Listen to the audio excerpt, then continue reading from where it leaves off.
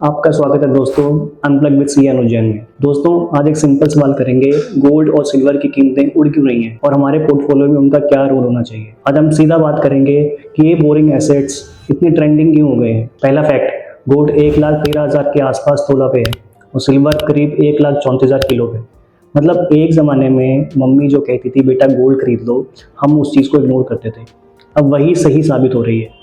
Last 10 years में gold ने 15% return दिए हैं और निफ्टी 50 ने 13.5%। सो कौन सा एसेट ज़्यादा कूल हुआ। अब इतने प्राइसेस ज़्यादा बढ़ क्यों रहे हैं। ये सिर्फ डिमांड की बात नहीं है। चाइना, इंडिया जैसे देश अपने रिजर्व्स में गोल्ड जोड़ रहे हैं। एक टाइम था जब सारे नोट से पीछे आरबीआई गवर्नर से साइन होते थे और उसमें लिखा होता था आई प्रॉमिस टू पे bearer this much amount. It means उनके बाद इतना रिजर्व हमेशा रहता था गोल्ड का। 1970s के बाद ये लिंक टूटा, पर इमोशनली लोग गोल्ड को स्टेबल एसेट मानते हैं। जब भी डॉलर, रुपी या अदर करेंसीज अनस्टेबल होती हैं तो पीपल रश टू गोल्ड।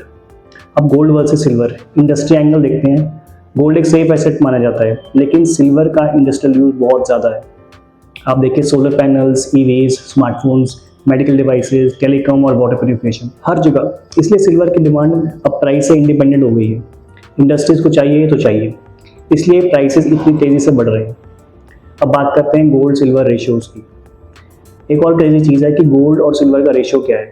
आज के टाइम पे 92:1 की रेशियो है, जबकि हिस्टोरिकली आप बात करें तो 67:1 की रेशियो थी। मतलब ये तो सिल्वर अंडर प्राइस्ड है या गोल्ड ओवर वैल्यूड है। ये दोनों चीज़ें बहुत एक्सपर्ट्स बोलते हैं कि सिल्वर अभी भी 30 to 35% ऊपर जा सकता है, पर कुछ लोग कहते हैं कि गोल्ड को करेक्शन मिल सकता है, लेकिन किसी को नहीं पता होना क्या है। अब वॉलेटिलिटी और रिस्क देखें तो देखो भाई, गोल्ड सिल्वर सेफ है, but they are not fixed return assets. कभी गोल्ड क्रैश हुआ तो सिल्वर उससे भी डबल तेज़ी से गिरता है। जैसे 2008 के फाइनेंशियल क्राइसिस हुए तो लोगों ने गोल्ड बेचना शुरू कर दिया, लेकिन सब बिक गया। पर फिर गोल्ड ने तेज़ी रिकवरी भी की। So be ready for volatility. Investment करने के स्मार्ट टिप्स क्या हो सकते हैं। ज्वेलरी को कभी भी आप एसेट मत मानो। मेकिंग चार्जेस होते हैं, जीएसटी है, प्योरिटी के इश्यूज होते हैं, कन्वर्ट करना मुश्किल होता है। गोल्ड लोन एक ऑप्शन हो सकता है और लिक्विडिटी चाहिए तो बेस्ट तरीका क्या है कि आजकल डिजिटल गोल्ड है, ETFs हैं या म्यूचुअल फंड्स हैं गोल्ड के, उसमें आप इन्वेस्ट कीजिए। They are very very easily available. Even silver का ETF भी आ गया है और बट ये है कि आपको वॉलेटिलिटी का ध्यान रखना पड़ेगा। नेक्स्ट क्वेश्चन है कितना पोर्टफोलियो एलोकेट करें हम इन एसेट्स में। अगर आपकी उम्र छोटी है, 35 से यंग हो, तो आप 10% ऑफ गोल्ड सिल्वर आप ऑफ योर टोटल कैपिटल आप इन्वेस्ट कर सकते हो। थोड़ा और सीनियर हो तो 15 to 20% आप इसमें इन्वेस्ट कर सकते हो। सिप कीजिए, मार्केट टाइमिंग के बारे में ज़्यादा मत सोचिए, लॉन्ग टर्म एवरेज पे आप फोकस कीजिए। रियल रिटर्न से कंपैरिजन लास्ट 15-20 ईयर्स में गोल्ड ने इक्विटी को हमेशा बीट ही किया है और सिल्वर ने भी लास्ट 5 ईयर्स में ट्रिपल रिटर्न दिए। मतलब बेस्ट स्टॉक्स भी नहीं दे पाते।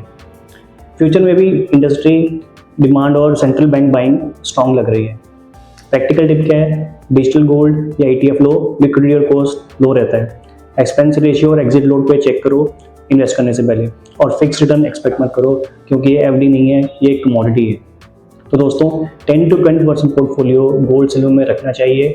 सिप में इन्वेस्ट कीजिए, लॉन्ग टर्म थिंकिंग रखिए और कमेंट्स में लिखिए क्या आप गोल्ड या सिल्वर पे सिप कर रहे हो। अगला टॉपिक क्या चाहिए, लाइक, सब्सक्राइब और शेयर करना मत भूलिए। तब तक के लिए थैंक यू। हरे कृष्णा।